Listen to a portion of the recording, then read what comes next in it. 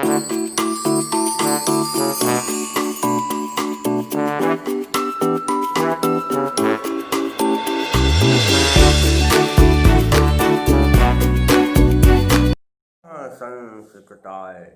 संस्कृत कक्षा में आपका स्वागत है। मैं प्रतीत राम वर्मा, असिस्टेंट प्रोफेसर, श्री गांधी महाविद्यालय, सिधौली, सीतापुर। आज मैं पंडित अंबिका दत्त व्यास द्वारा लिखित शिवराज विजय उपन्यास पढ़ाने जा रहा हूँ। पिछले अंक में मैंने पढ़ाया था कि गौर सिंह और युवक का आमना सामना हो गया और फिर युवक गौर सिंह को मारने के लिए केले के झुरमुट से निकलकर बाहर आ गया और उसने तलवार खींच ली और फिर गौर सिंह भी उससे लड़ने तैयार हो गया और अपनी तलवार को लेकर जैसे ही गौर सिंह उसको लपका, वो युवक उसके दाएं बाएं चक्कर लगाने लगा। लेकिन गौर सिंह ने बड़ी फुर्ती से उस युवक का सिर काट डाला। उसके बाद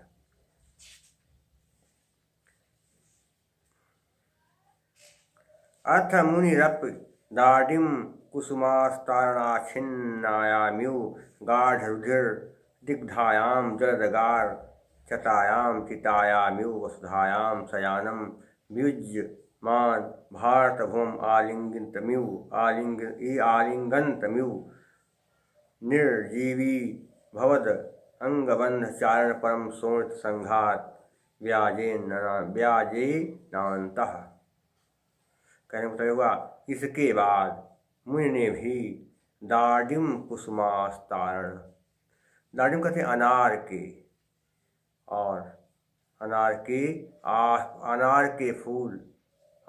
के फूलों के आस्तारम बिछौने से आच्छन्नायाम ढकी हुई माने मानो गाढ़ रुधिर गहरे बहुत गहरे खून से लथपथ दिग्धायाम बहुत ही गहरे खून से लथपथ जलदगार चितायाम का क्या, जलते हुए अंगारों से व्याप्त वसुधाया शयानम पृथ्वी पर पड़े हुए वियुज्यमान भारतभूमि विछुड़ती हुई भारतभूमि का आलिंगन करते हुए यू माने मानो निर्जीवी भवद माने निष्प्राण होती जा रही अंगबंध चालन परम अर्थात अंग संधियों को हिलाती हुई, क्योंकि जब कोई अगर मरता है, किसी से काट दिया है, तुरंत तो निष्प्राण होता है, क्योंकि अंग हिलते रहते हैं। कोई अंग कट जाए तो क्या अलग शरीर से अगर अलग हो जाए तो अंग हिलेगा। हिलती हुई अंग संधियों को हिलाती हुई, क्या लिखा है, अंग चाह शोणित संघात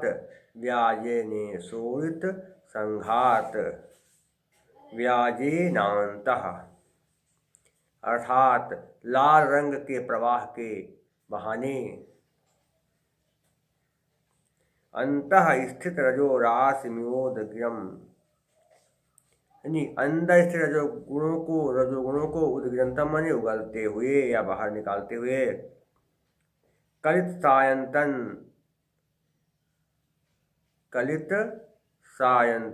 में धारण की गई सायंतन माने सायंकालीन घना आडंबर अर्थात मेघमाला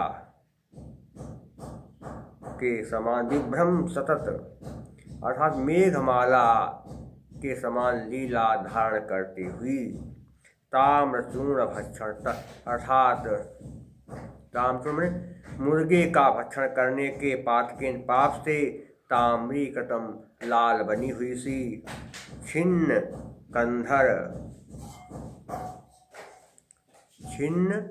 कंधर माने कटी हुई गर्दन वाली,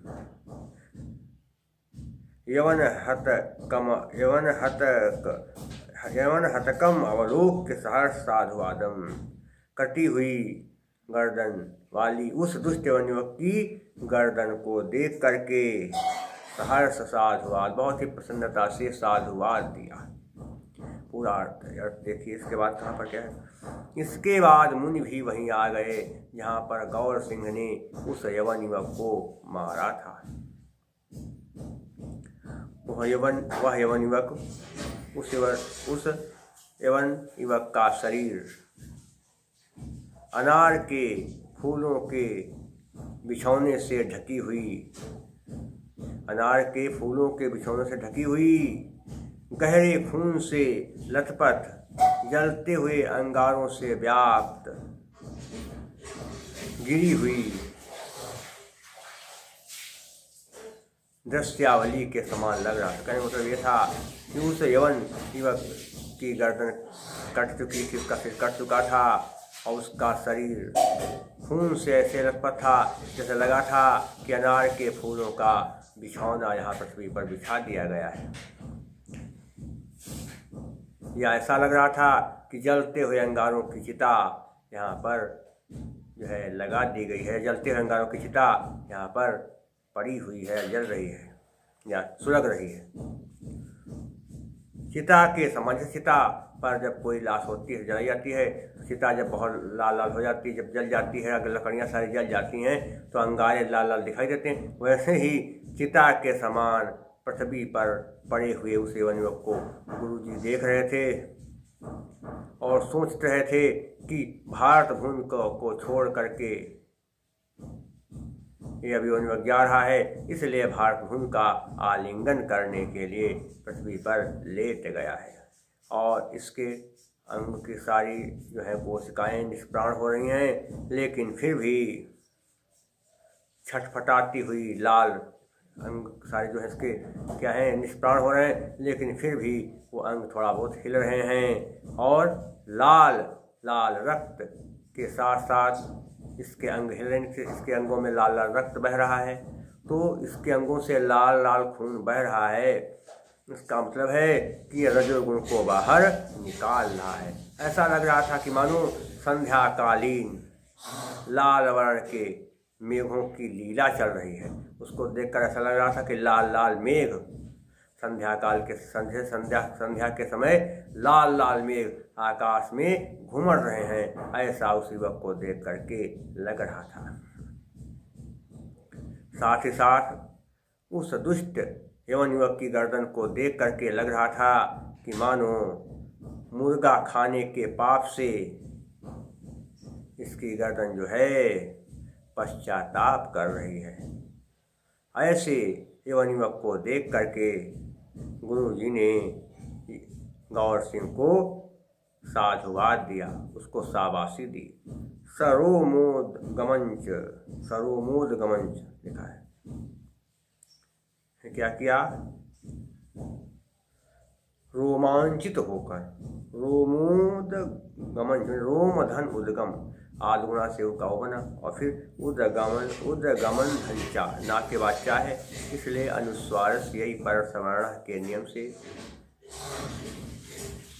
चावर का 5वां अक्षर ना के स्थान पर हुआ, बनेगा उद्गमंच। फिर गुरुजी रोमांचित हो गए और उन्होंने गौर सिंह को गले लगाकर गौर सिंह का आलिंगन कर ले प्रत्यय भू भृंग मात्रा आज्ञाप्तेन भृत्येन, आँख के इशारे से आज्ञा पत्र प्राप्त करके भृत्येन कृत सेवक के द्वारा मृतक कंचुक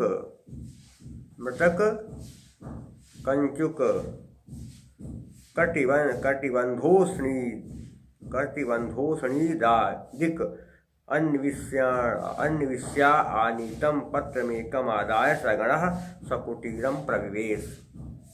क्या किया इसके बाद आँखों के संकेत से आज्ञा पाए हुए सेवक के द्वारा मृतक के कुर्ते, कमरबंद और पगड़ी की खोजबीन करके लाए गए एक पत्र को लेकर सबके साथ अपनी कुटिया में प्रवेश किया। ये हुआ। फिर से एक बात समझ लीजिए क्या है। जब गौर सिंह ने यवन युवक को मार डाला तब गुरुजी वहीं पर पहुंच गए और उन्होंने देखा कि यवन युवक की गर्दन कट गई, उसका सिर अलग है और उसका धड़ अलग पड़ा है। उसको देख कर ऐसा लगा कि मानो अनार के फूलों को पृथ्वी पर बिछा दिया गया है।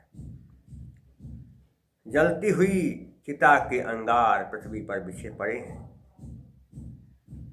भार धूम से बिछुड़ने के कारण युवक अब भार भूमि का आलिंगन कर रहा है और इसके अंग जो हैं निर्जीव हो रहे हैं, लेकिन अभी थोड़ा थोड़ा हिल रहे हैं, अभी प्राण निकल रहे हैं, इसलिए इसके थोड़े थोड़े अंग हिल रहे हैं और इसके मुख से, इसके अंगों से खून बह रहा है। इसका मतलब है कि रजो गुण इसके शरीर से निकल रहा है।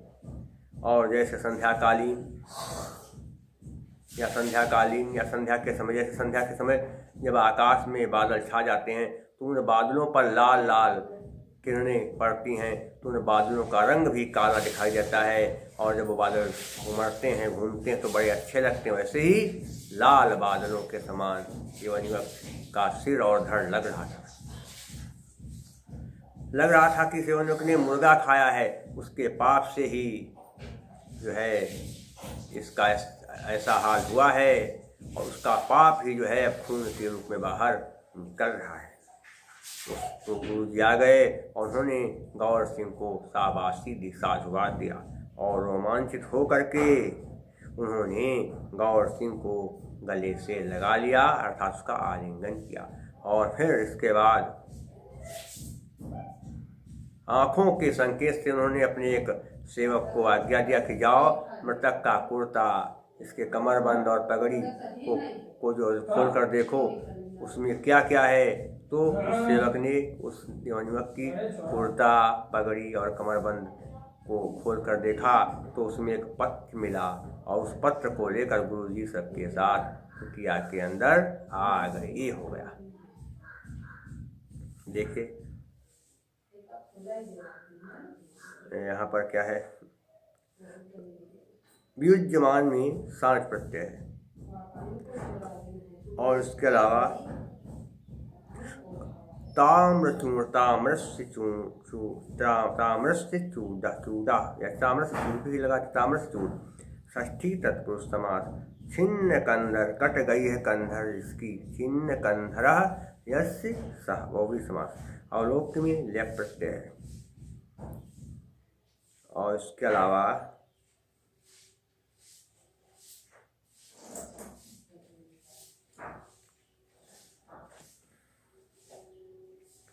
सगणा में क्या बनेगा, गणेह सहितम, तुल्य योग बहुव्रीहि समास है। साधु में कुप्रत्यय, ससाधु में क्या बनेगा, साधुना सहितम, तुल्य योग बहुव्रीहि समास। अलंकार कौन सा है, उत्प्रेक्षा अलंकार है, क्योंकि उस यवन युवक को देख कर लग रहा था कि ये मानो, उस यवन युवक के शरीर, कटे हुए शरीर को देख कर लग रहा था कि मानो पृथ्वी पर अनार के फूलों को बिछा दिया गया। उसके खून को देखकर लग रहा था कि लाल लाल अनार के फूल बिछाए गए हैं। उसके हिलते हुए अंगों को देखकर लग रहा था कि मानो ये भारत भूमि का आलिंगन कर रहा है। इसलिए क्या उत्प्रेक्षा का संभावन मथोत प्रेक्षा प्रकृत समीनयत। और ओज गुण है यहाँ पर। कौन सा गुण है, ओज गुण न कह करके ओज गुण नहीं हो सकता है, तो वहाँ पर वीरता की तो बात आई नहीं है, लेकिन फिर भी देखा जाए तो यहाँ पर प्रसाद गुण, क्योंकि सब जगह होता है प्रसाद गुण है। चित्तम व्यापनोति क्षिप्रम सुसकंधेन मिवानरः सप्रसादः समस्तेषु रसेषु रचनासु च। जो बात एक बार कही जाए सुनी जाए तुरंत दिल में बैठ जाए, वहाँ पर प्रसाद होते हैं, प्रसाद गुण है। और वैदर्भी रीति, क्योंकि यहाँ समास बहुत कम है।